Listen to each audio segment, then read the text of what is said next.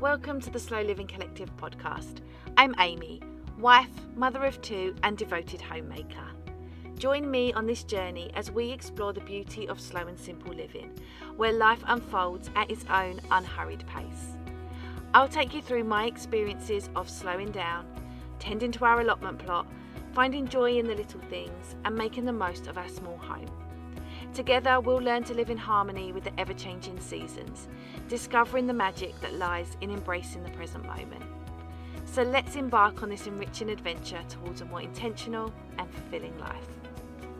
Hey guys, and welcome to another episode of the Slow Living Collective podcast. If you're new here, I'm Amy and thank you so much for tuning in. Today we are diving into home education, and you guys know it's a really big topic for me because I home educate both my daughter and my son. My daughter is of school age, not compulsory school age, she's 4, but she is of what would be normal school age. And my son is 2.5, so he is not yet at school age at all.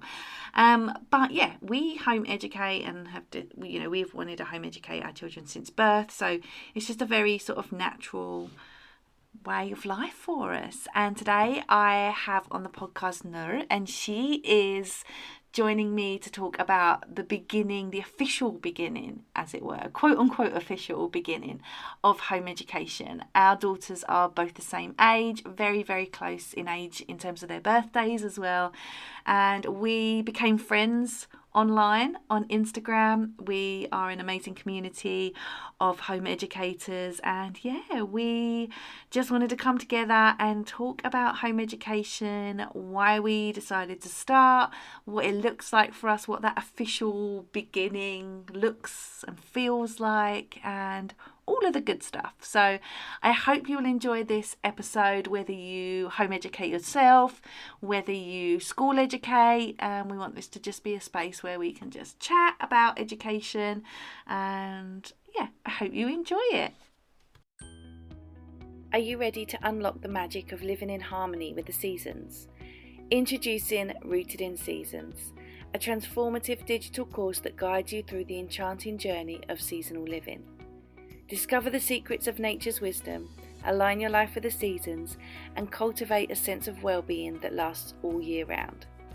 Join as a founding member and immerse yourself in exclusive benefits. You can unlock the course at the special rate of £48.50. That's a whopping 50% off the regular price. As a founding member, you'll be the first to access this groundbreaking course, gaining insights and knowledge before anyone else. And your opinions matter. You get to shape the course's direction and request additional content based on your needs and interests. You will also get priority support and a community ready to support your learning journey. Secure your membership today at the founding member price of £48.50. Your investment will remain the same even as the course's value grows over time. When you join today as a founding member, you get to embark on a journey of seasonal living like never before. Visit theslowlivingcollective.com/rooted and embrace a life rooted in the beauty of every season. Hi Nur, thank you so much for joining me today on the podcast. So before we dive into today's episode, do you want to briefly introduce yourself and tell the listeners a little bit about you? Hi, Amy. My name is Noor.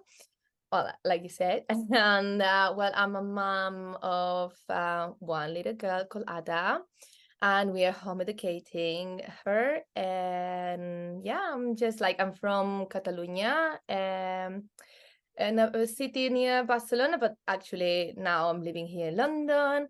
And yeah, I used to be the designer. I'm a very creative person, but I left my job when my daughter was born, and I never went back. And actually, with my husband, we decided to home educate her. It didn't come straight away, but yeah, I guess we're going to talk more about it later. So today we're going to talk about home education, and we're both just starting out, really. So our daughters are both the same age. So what led you to make the decision to home educate? Was there sort of any specific moments that really made you think like, yes, this is what I really want to do? it was definitely a progression. Like, at the beginning, the only thing is mainstream education, right? Okay, so just go crazy and take her to everything, and like a school that gives all the mainstream education and everything. Then we were actually walking to a park called Morton Hall Park, and they have a school that is Waldorf inspired. And it was like, oh, hold on, what is that? Like, there's any other kind of education that you can give to your child? And it was really beautiful, like they do a lot of fairy tales, and they don't rush kids to learn, the alphabet and then to read and all these things. And it was like, yes, this is what I want for my daughter. But then we saw that maybe some of it that were beautiful, but then some of them, they were not aligned with how we are. And looking what else is there, Charlotte Mason and like Montessori and other stuff. And then I came to see this Instagrammer called Eloise from Mighty Mother, and then I knew that other like you can actually hum the gate. And it's like, hold on, I can do that. Like in Spain, like when I'm from, like Catalonia, well, Spain, really, you cannot hum the gate really officially. So yeah, I was like, okay. I was talking to my husband, and he said, yeah, I went to school, but I didn't start school until I was 7. He's from Romania. And it was like, okay, so maybe we can try. And that's how we decided we were gonna homologate, because this way you have like the most freedom you can have with your child, like with deciding, to go with her flow and see what it works for her and what it wasn't. Because like as you go more into depth in like what we are teaching our children nowadays, is like it's very um it's very intense, and it's like one fits all. And it's like my daughter, she hasn't been like as interested as learning the alphabet as other kids her age, for example, but then she has like other things that she likes, and it's like, okay, if we home educate, we can follow her motivations and go as slow or as into something, if she really likes something. So yeah, I think the decision that we've made is like, we're going to take it year by year, and if it works, we're going to continue. We can go up to before the university, right? So yeah, let's see how it goes.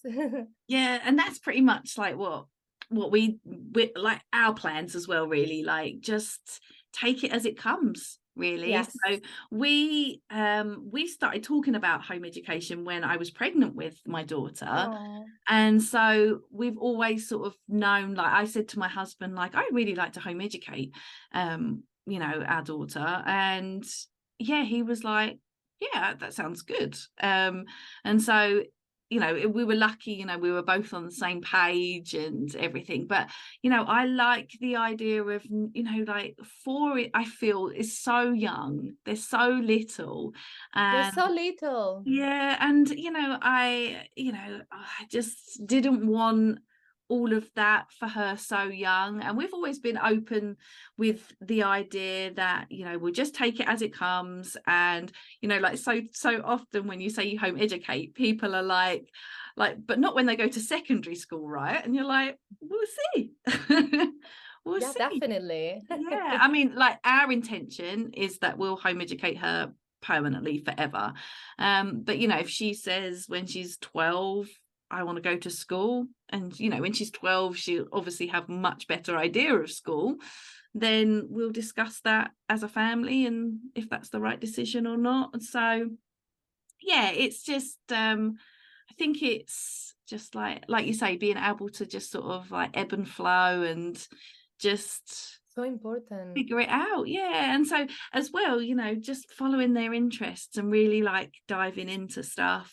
I often will like set things out. If she's said to me like, oh, what's so and so, I will set something out, and then I'll see very quickly if she's interested in it really interested in it, or it's just like a passing thought. And it just gives you the choice to really dive into Yeah. these. Yeah, and things like again, I'm kind of like focused on the phonics right now and learning to read and everything, because you kind of get all this pressure, right, from like all the other friends who go to school and everything, but also trying to keep myself that to myself, because she was interested, but then she gets some moments, like for example for Halloween we made like these trick-or-treat bags for her friends, and she actually asked, "Mommy, can you help me to write down my friends' names?" And that came from her, from her motivation. So what better way of learning that coming from your child's interest, right? Yeah. Yeah, I think as well. So like sometimes, so often, because the national curriculum is just like following just a lot, just following along, isn't it? And it's not like really thinking about like each individual child. And so, but like you say, you get the pressure from like, sometimes I feel like I put the pressure on myself as well, because I see, especially Yeah. now that all of their peers have gone to school, and it's like everybody's like on Instagram, like, look at, my child can do this and that because they're doing it at school. And I'm like, we haven't even started that. We haven't even looked at that. But it's like, that's more on me than it is on her, because I went to school, so I'm still like, my mindset is still caught up in the school system. And that's what they say, like part of home educating as well is unschooling yourself, like the learning, unlearning all these things that you've learned, right? And we have it so in our minds, and it doesn't have to be the truth, like my husband, for example, he started at school at 7. He 7 years old. He didn't learn to read until he was 7, and now he is. I mean, it's not because of my husband, but he's really good at his job. So that doesn't define you in the future. Yeah. So yeah, I feel it's a big pressure for us, but if we can keep it together, and just follow their motivations and like what they like and what they're ready at that moment, I think that's the best. Yeah, and I think, sometimes in school as well, it's like everybody has to be able to read by this certain point, but actually when you look at it, kids who are home educated will learn at all different ages, and it doesn't really affect anything. They're all able to, at the end of it, they're all able to read. It doesn't affect anything, going Yeah. forward. So it's just that people have different levels of readiness, and the school system doesn't allow for that. Yeah, and also I think there are other bits more important at the moment than knowing to read, like liking, that your mom is reading you, like this love for reading, right? That is gonna go all the way, into adulthood if they, we spark that magic right now, and I think it's gonna be do good for the future, Yeah. in their education, I think. And I think, yeah, like, I think as well, like I said, it's sometimes, we put like the pressure on ourselves, like, oh, they need to be able to read. And it's like, well, do they Yeah, at yeah, this point? definitely. Like one Yeah, day, obviously, but right at this point, when they're just 4 years old, maybe not. And some yeah. children will obviously be ready at 4 years old. Some won't be Yes, ready till they're 6 or 7. but that's the magic of home education. Sorry, that if a child is really interested in that, go all for it. But if it's not, just let it be and go for other stuff. And Yeah. yeah, not one fits all. It's just like you follow one child all along, so one or whatever kids you have, right? But yeah. Yeah, it just reminded me as you were saying that, like when I was weaning my son, when we gave him his first food, he was not interested at 6 months. He was not interested at all. So because he was my second, I was like, fine, whatever. And so we just stopped. And then I reintroduced food a month later when he was 7 months, and he was like, okay, I'll give it a try now. And it's just that he wasn't ready at six Yeah, months. And instead of yeah. being like, no, you must eat finger foods now, instead I just was like, okay, well, you're still getting milk and that's your main diet. Yeah, and actually, yeah, like now that you say that, another example is my daughter, like because she has never been to a nursery, I've never been potty trained her really. And so all her friends getting potty trained, and some of them struggle a little bit because they were like just so young and not ready for it. And then I think it was last year, like she was 3 years or 3 years and a half when she was kind of interested, and she said one day, I think she said, "Mommy, I just want to use the pants." And you said, "Okay, let's go for it, let's try it." And it took us like 2 days that Yeah. maybe she had an accident or something, but that was it. Like honestly, like in all this time that since she wanted to do the change, maybe she had accidents like 3 times, 4 tops, and mostly because she must have been like sick or something. But that's it. She was ready. She was later than the other kids, but then when she was ready, that's it. There was no problem. There was no like all these things and theories that you have to do to potty train them and everything, Yeah, it was the So same yeah. with us. My daughter was 3.5, so we did it last summer, and she was like showing like very minor interest. So I was like, okay, well, let's give it a go. And at first, like the first day, she was like not interested at all. So I stopped, waited a few days, and then like a week later, tried again. And within like 2 days, she had like completely figured it out. But Yeah. yeah, she was 3.5, and maybe later, like I know friends who have started potty training like 18 months, and I was Yeah, like, exactly. And yeah, and but when she was ready for it, she was ready for it. And so exactly. And then again, there must be some kids that maybe at 18 months, I don't know, maybe they're ready, I don't know. But giving your child the freedom to do or pursue something when they're ready, I think that's a really gift that we can give them. And yes, I know that not everybody can do this, but because we can, I think we should, I don't know, pursue it. yeah, yeah, I think a lot of people feel like, I don't know, Privilege. I feel like That's the word I was looking for. Like it's such a privilege to yeah, be able to do this.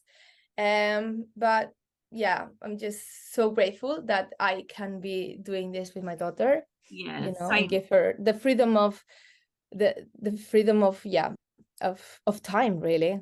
Yeah. And it's like little things, like we always have like really like lazy mornings, just slow, and just like wake up in our own time. The kids don't wake up early, which is nice. Yes, same um here.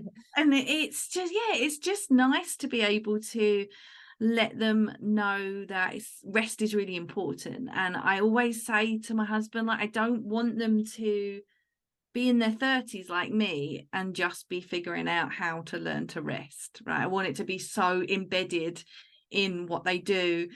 And like, we live next to a school, and like the first day, that would obviously be the school that she would go to, and Uh-huh. so we hear like the kids on the playgrounds and the school bells. And so I was I had a rough idea when term was going to begin, but we were like still laying in bed when the school bell went, and it was like that first morning, and I was thinking like, that would have been her, she's still asleep. Yes, yeah, exactly. Yeah. It's just like amazing that they can just wake up naturally. And obviously, if they have maybe an activity or something, but that's just maybe once a week or something. But yeah, giving them this rest is so important for me. Yes, so you said before, like I think my biggest fear for me is it's me. It's like, am I doing a good job with her? Am I gonna be able to teach her?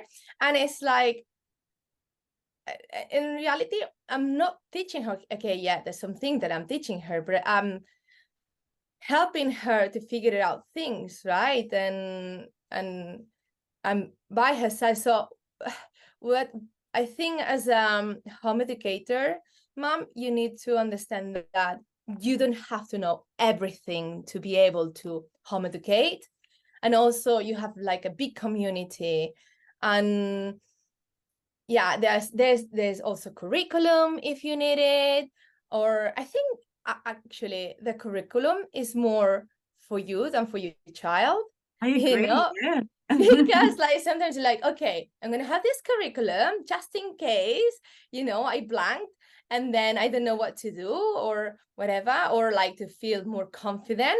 But the reality of it is, like I said, like it comes organically and naturally during the day. Like they learn things because they are curious about it, and it's, oh, what's that? Or how do you read cat? Or how do you spell cat? Or I don't know, like interest, it comes from interest. Like she loves cats and she will, yeah, like we do the sounds of the cats and like cat.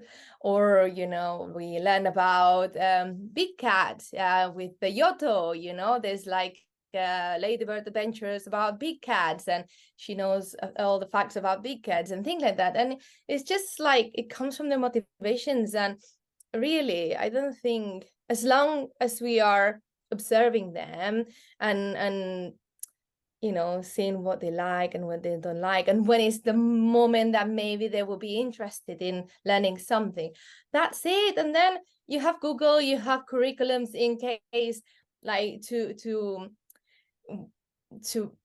when there's something that you don't know, that's that. So I think it's gonna be fine. It's gonna be fine. And yeah, it's just overcoming this fear of like, am I good enough? But also, I don't know if I'm going off topic, but I think it's something that woman, we always, or I don't know, I feel like my generation, we have been built up with this, oh, we are good enough, we're never good enough, Yeah. so it's not only home educating, it's like you go at work, it's like, oh, am I good enough, Yeah. I don't know, Yeah, and something. am I a good enough mother? And always. Yeah.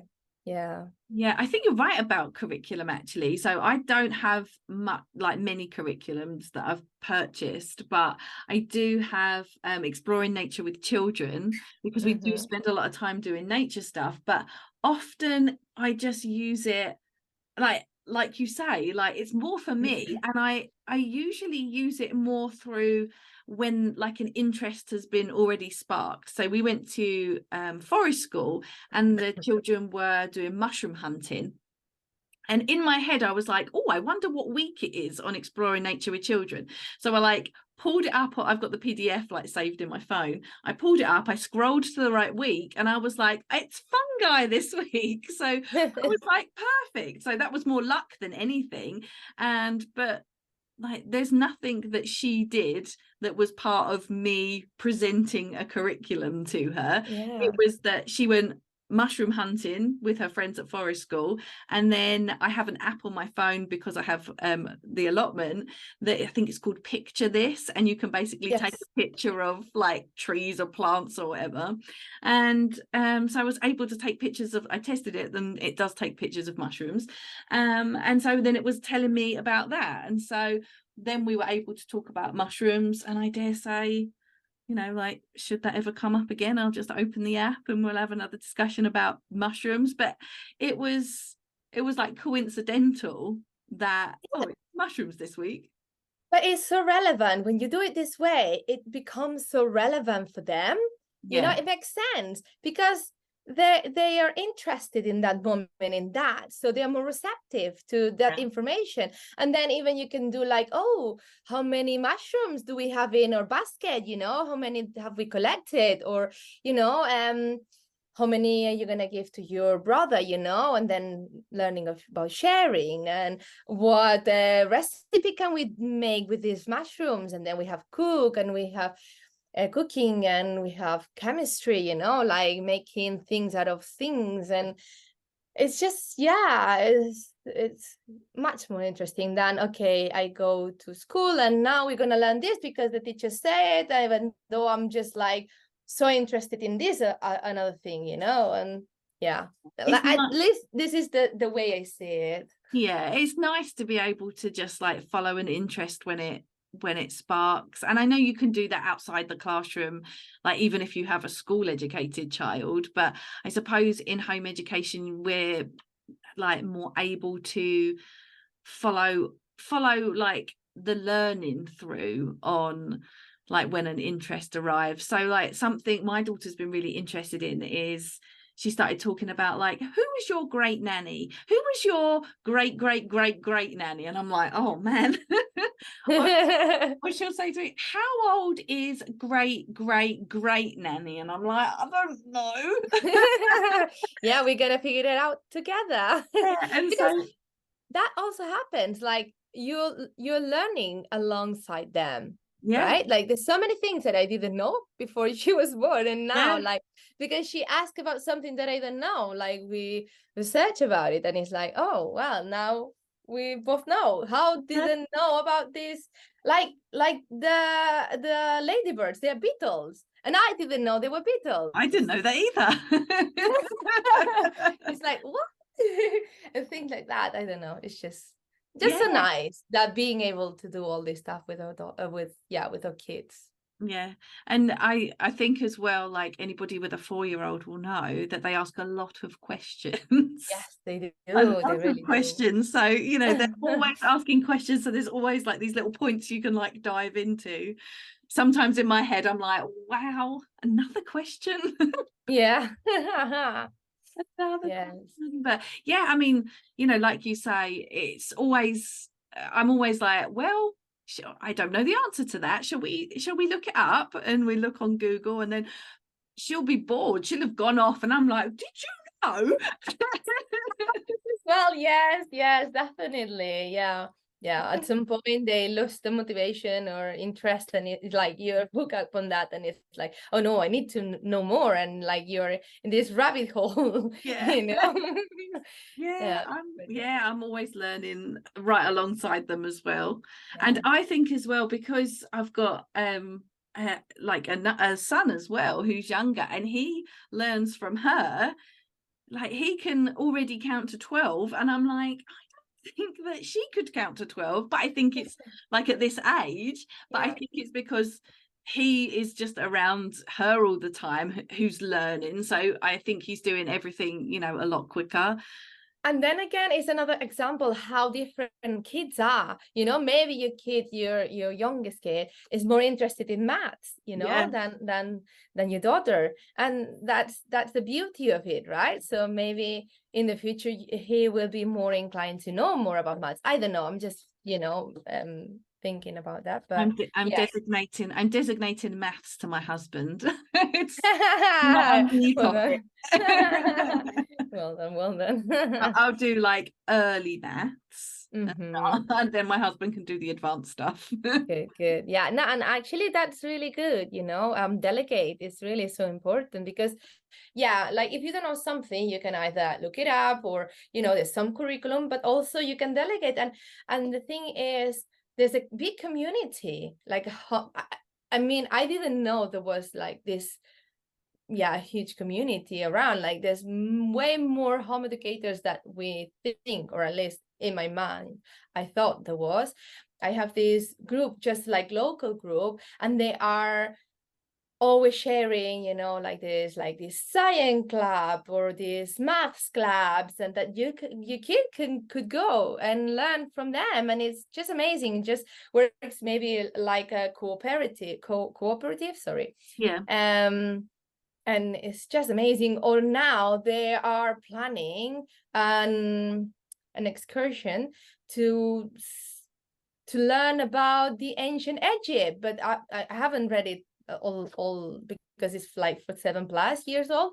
But it's just like so amazing. They go and it's just more life, like more Charlotte Manson, maybe. I don't know. Yeah. And And I think as when you've got like a local community, you do get, you get to find out what's going on. And there is so much, like you say, there is so much more going on than I think anybody would realize. I've had conversations with people before, and they're like, oh, I'd love to home educate, but nobody where I live does it. And I'm like, they do it where you live. They do it everywhere. And it's not until you become part of it, Yes, that yes. you realize, and you like, I'm just trying to think, like, when, over the years, I guess I've like found like groups on Facebook that are like Hertfordshire home educators, and like you'll More find and it, more and as then you, yeah. then you'll find people like our forest school that we go to at the moment isn't home educating forest school. It goes up to compulsory school age, and so it's still the toddler group that we're part of, but through that I've met people who home educate, and now I've got like amazing friends. And then Yeah. one of those friends from forest school, she has like a WhatsApp group of local people, and so so she's like, do you want to be part of that group? And I'm like, that sounds fantastic. And Yes. so you just find out more, and then I mean, we're both part of a home ed group as well, of people that like live, we don't all live close together, and so it's just like you will find a community of people. Yeah. Yes, exactly. And then at the end of the day, home educated kids can do all the things that school kids are doing. So they're not really missing out at all. Like my daughter, just like before starting summer, she did the sports day, but it was like a home educated sports day. And like she was having this experience that maybe other people think, oh, if she doesn't go to school, she is gonna miss out on this. And no, that's not true. She goes to ice skating, she goes to a drama club for home educated, and it's just like school kids, but for home educated kids. So that worry about socializing is just nonsense, to be honest. It's just, of course, you have to put the energy into looking what is out there, and finding out, but it's really there. So if some people are just worried about the socialization part, please don't, because honestly, some of my daughter's friends' moms, they're saying that my daughter is more socialized than other kids that are going to school, to be honest.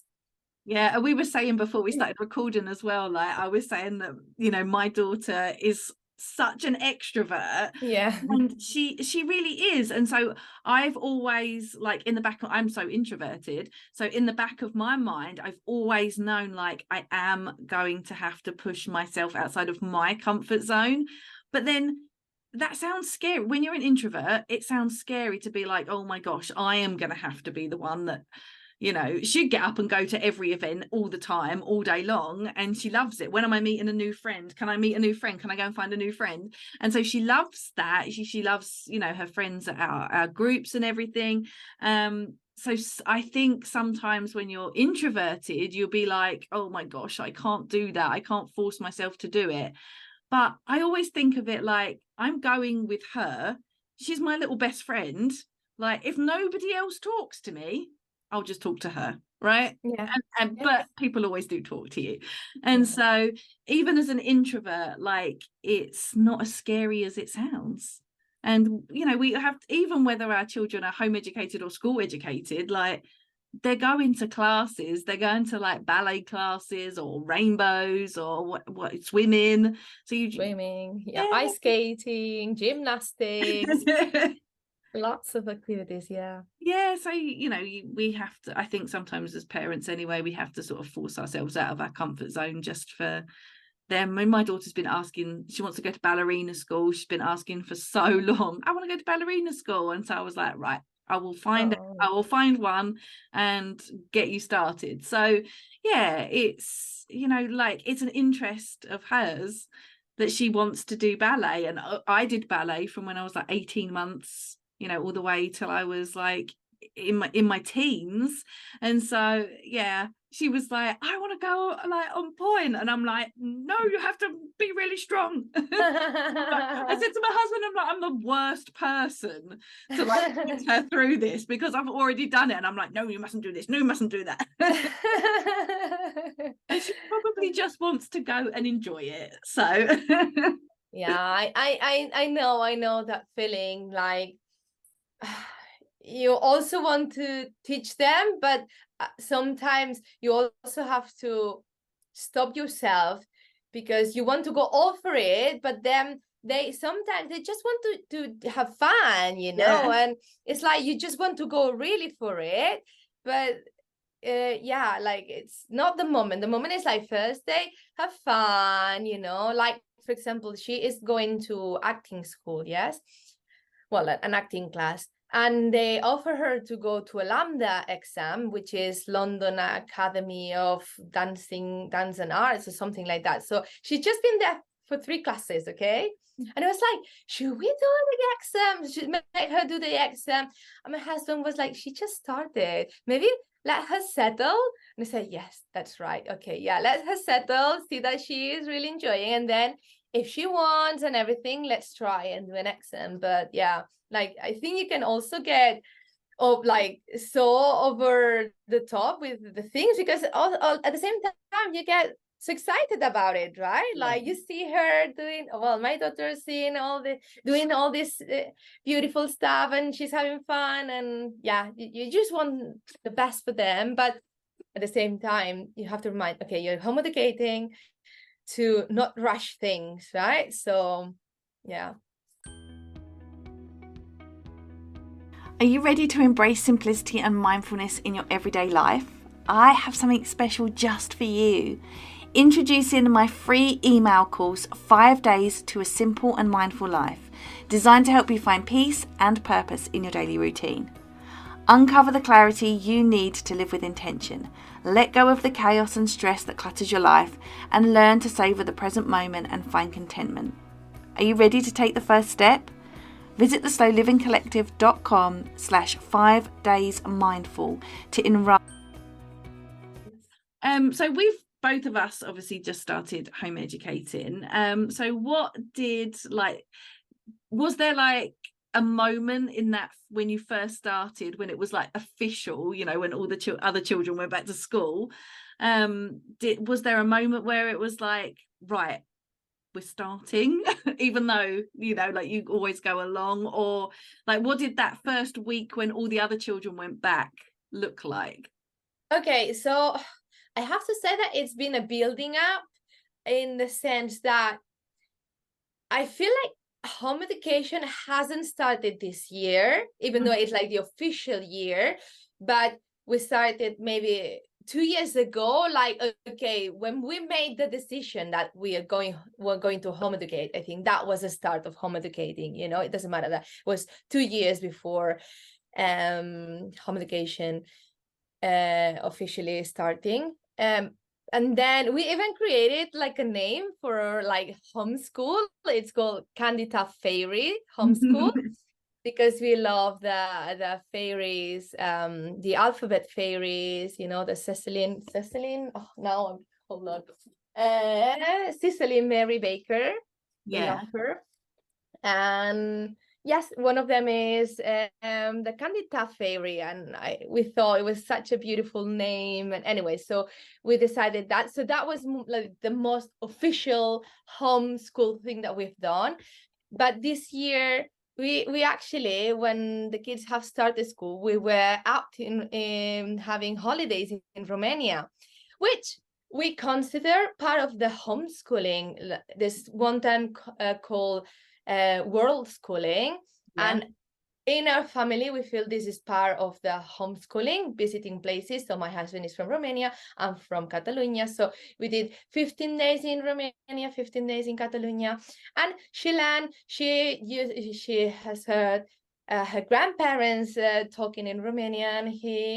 She has been listening to my family and me talking in Catalan. Well, we speak Catalan with my husband, so she also listened here. But anyways, and all the traditions, and you know, the different landscapes and food and everything. It's just like you learn from all these things. So pretty much that's how the first week or weeks of home educated look for us. And I am so happy for it, that it hasn't started sitting on a desk, but just she being in an orchard, picking up pears and apples and, learning all these things, and taking all the eggs from the chickens and trying to hug them.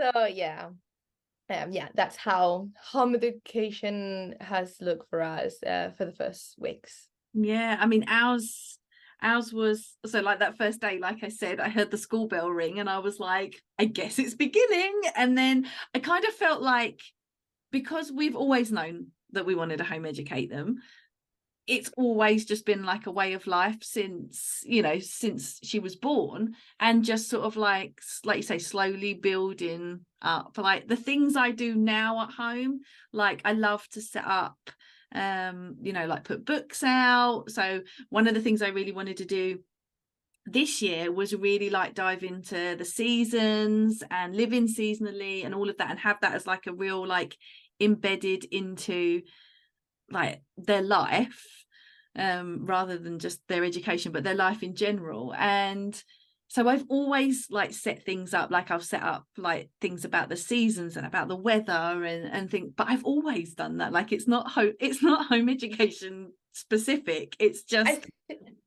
it's just the stuff that I've always done, and it just builds, I think, as it goes. Yes, I think you're right. Is a way of living, really. It's not like, okay, so from 9 to 5, we are gonna be doing school stuff. No, it's just like how you live life, and you just, okay, yeah, you do maybe some bits that are more like focus on that, but they're just like learning all the time, and like all the moments. And yes, with the books that you lay out over there, like for example, for us, she has this library, and then the books are arranged into themes, right? So nature, books in Catalan, books in Romanian, books in Spanish, books about maths, books about phonics, books about fairies, because of course this is a learning in this house. And yeah, like science, history, and then she can pick and say, oh mommy, can you read me this book? And I say, yeah, of course. And then maybe we talk about this, and then she has questions, and then we go with another book, or not, that she doesn't just wants to go and play with the magnet tiles, and that's absolutely fine. Yeah, it's like I said, my daughter was like asking stuff about food, and obviously we like grow at the allotment, so I set out like stuff about food. I like went onto Pinterest and found like some cards, I laminated them, and just so I can put them out. And I've got some like books on food and stuff, like kids books, and we got some extras from the library and things like that. And then I just left it out, and then like they naturally want like, this is different, pick it up, read it, and then I just let it flow from there. Like I will physically put the stuff out for you, and if you're interested in it, then you're interested in it. If you're not, after a few days, I'll think about something else. And yeah, that's one thing that I've heard from Eloise, from IT Mother, right? The prepared environment, right? So that's sometimes what we do, as home educated parents, is just lay out everything for them to pick and choose. Like you put all the books and cards and whatever, and props, and then they choose to use it or not. They choose this, they choose that, and yeah, that's it. Yeah, something we did in just the last couple of months was created like a free access like craft area. I had tried it before, but being that my son was so little, I was like, this is a nightmare. But I really wanted to get back to it, and I just sort of created it out of just like furniture we already had. But it has been so used. He actually hasn't paid a blind bit of notice to it at all, so he doesn't care. But she's always up there gluing, and she's got like child-friendly scissors, with like the funky patterns on them. And we've got like paint sticks and felt tips and like pencils, crayons. Sometimes things get in places that they shouldn't be. Like I've got a nice hairy potato on my wall. And it was funny because I was I got these really nice posters up, like that I just got, that have like the days of the week on them and like the solar system. And I was putting it up, and she was like, "Are you going to put it over my hairy Tato?" And I was like, "No, that's a piece of art." Oh, it's But it's amazing. like, at the end of the day, it's just a pencil on a piece of wall, right? Before I move house, I will paint over it, and it's like, it's not a big deal. Yes, Yeah, you know, exactly. we can have a moment where we're like, we don't ordinarily draw straight onto the wallpaper, but Yeah. yeah. And then the thing is, like you said, like we do the same. So she has a trolley with all the arts and crafts and everything. And then just compared to school, it's like, okay, it's 10 a.m. It's time for art. Here is your paper, and this is the watercolors that you're gonna paint and try to draw this flower, okay? But then if you leave the arts and craft there and in with easy access, you will be surprised, or at least I've been surprised, because sometimes it's like, okay, she will not do anything during the day, but then comes like 7 p.m. and then out of the blue, she takes out the watercolors, the crayons, and everything. And she's just like spent an hour, late at night for them, just painting. And it's like, okay, so this is the moment when you are most creative and you just want to paint, Yeah. and that's, it's just amaze me, moments like that. It's like, okay, we are doing well, like we're doing good here, like giving them this prepared environment for them to pick when it's the right time for them. Yeah, exactly. Yeah. And so, like, with the craft area that we've got, we had some, I don't know, had some like card. There was basically like a witch, like a printed witch. It was, I don't know whether it was from like a magazine or wherever, but it was like in card, and it was one of those ones you just like pop out of like the page. And she decided that she got these like two little like craft matchsticks, and she made them into legs and used some, like, we've got some of that like biodegradable True? brown tape, Oh. and she just picked it off and stuck it on the back and made this fantastic witch, like. Oh, And I was just like, that's amazing. brilliant. But with no guidance from me at all. I was like, our kitchen and living room are open plan. I was just in the kitchen, like I just peeked my head round to make sure no one's destroyed anything. But I just let them play and just observe from a distance a lot of the time, and just see what's going on. If they need me, I'm obviously right there. But in the mornings, actually, they generally are just like deep in play with something. Like this morning I set them out, I've got like this learning to spell game, and it's got like these, you've basically got a card with like cat on it, and then you have to like match up the cubes, like the C, A and T. But they didn't, like, I just left it there. But my daughter picked up all the cubes and took them to her kitchen and was stirring them in a saucepan because they were soup. That's amazing. That's They just, amazing. yeah, they just do their thing and they learn as they But go. that's so creative, that it's just, for me, that's a win. Just like not using something what is supposed to be used, Yeah. that's the best, because that means that they are actually thinking and they're using their imagination and they're creative, and it's like a cube is not a cube, is just like, I don't know, potatoes or whatever, Yeah. and Yeah. that's the best. I used to go into like great detail when we first got the kitchen, when we got it when she was tiny, long before he was born. And I used to I got the IKEA like fruit and veg, it's like the soft stuff, and I used to like set up the pans on the hob with like a tomato and a mushroom and like something in the oven with a leek poking out, and it's like nobody cares, everybody just wants to eat like the pieces of the clock or something. Yeah. Yeah.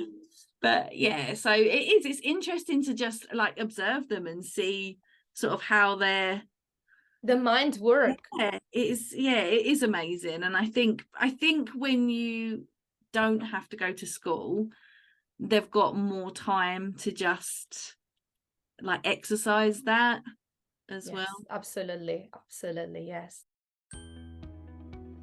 Are you looking for a delicious way to live a more sustainable and mindful life? Look no further, because I've got something special just for you. Introducing Riverford Organic, your gateway to fresh organic fruit and vegetable boxes delivered right to your doorstep. When you choose Riverford, you're not just eating organic, you're supporting an ethical business that believes in food that's good for the planet and your well-being. Eating organic means you're savouring food grown with care, free from harmful chemicals and absolutely bursting with flavour. By choosing Riverford, you're supporting a business that is committed to sustainability, is employee-owned and passionate about reducing food waste. Embrace the seasons with a rotating variety of fruit and vegetables, fresh, local and in harmony with nature. Riverford has been a game changer for our family, and I think it could be for yours too. There is nothing more exciting for me than grabbing my Riverford box off my doorstep on delivery day.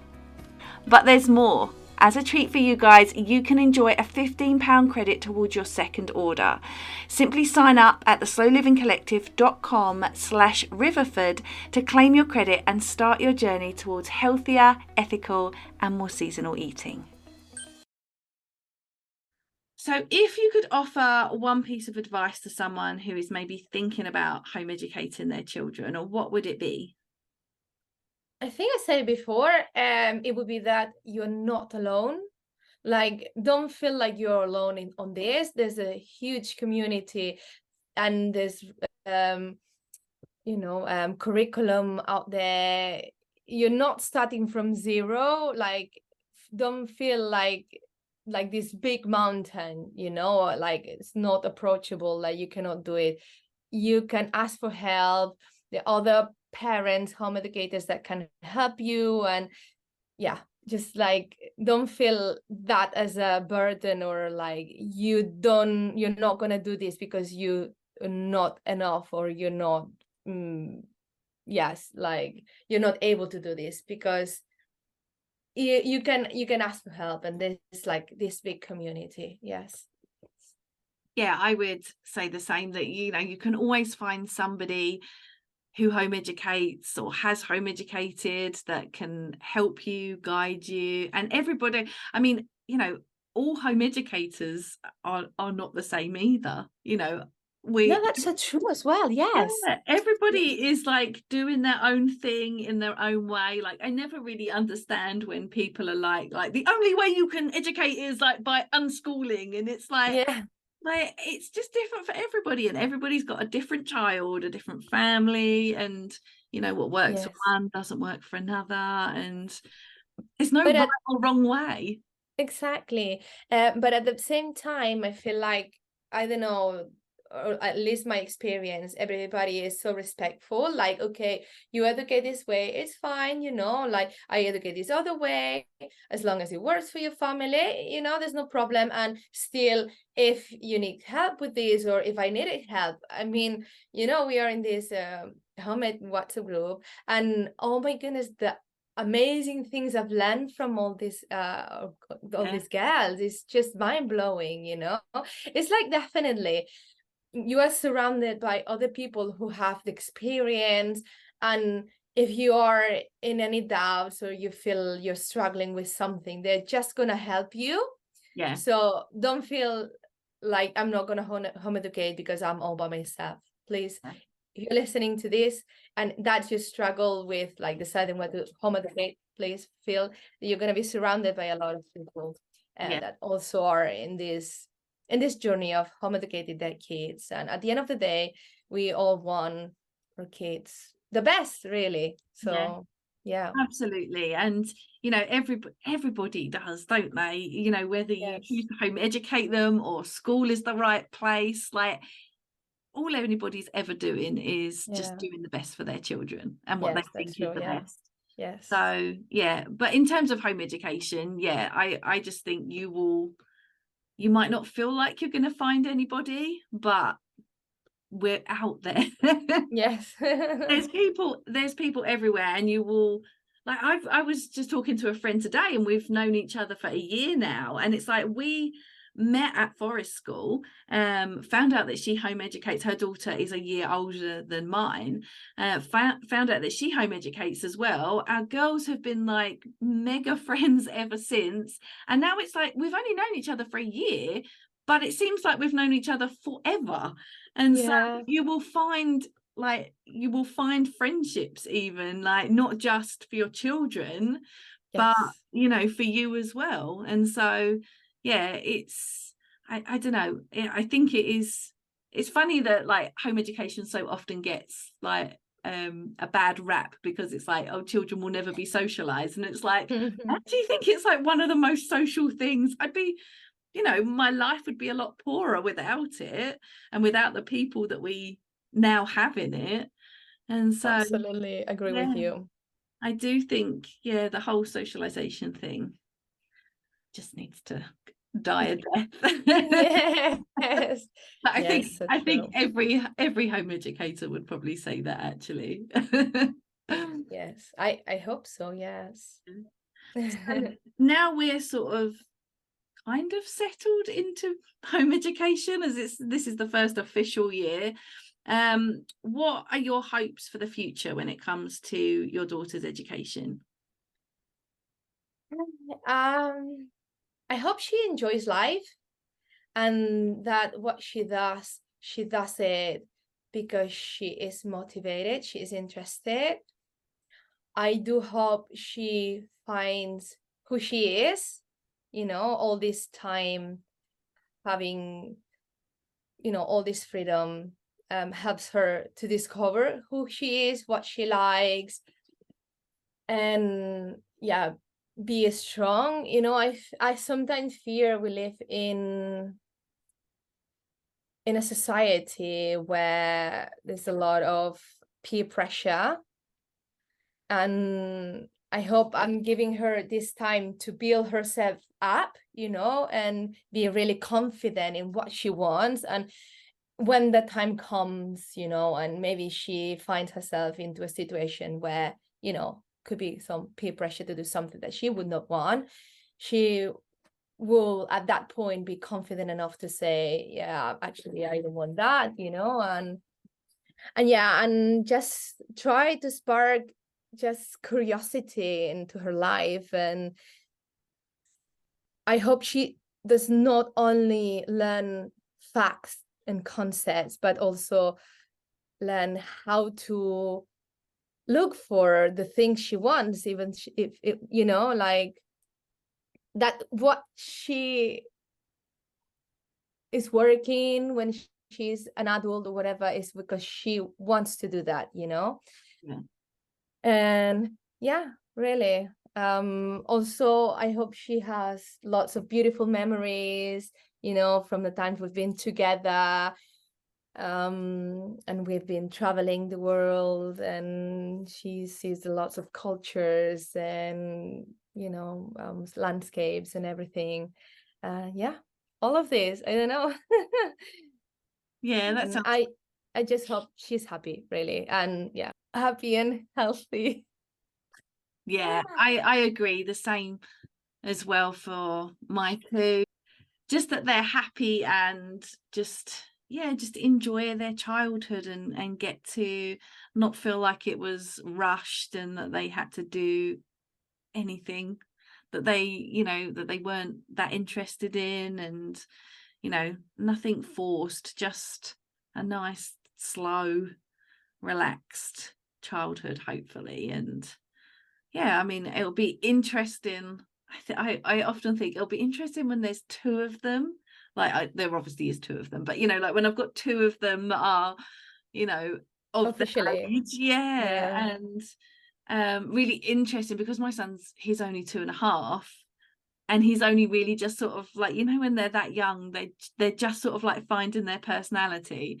And so far he's just fabulous. He is just fabulous. That's the amazing thing, right? So they can be their true self without anybody telling them off, you know. And well, like chances of people telling them off are reduced, you know, highly reduced, I think, you know, because normally I would say when they go with other home educated kids, they also, you know, I would say statistics or like chances are that they are more open-minded, right? I would believe that. So yeah, it's just that, giving them the freedom to be who they are without receiving all these inputs of people like judging them, you know.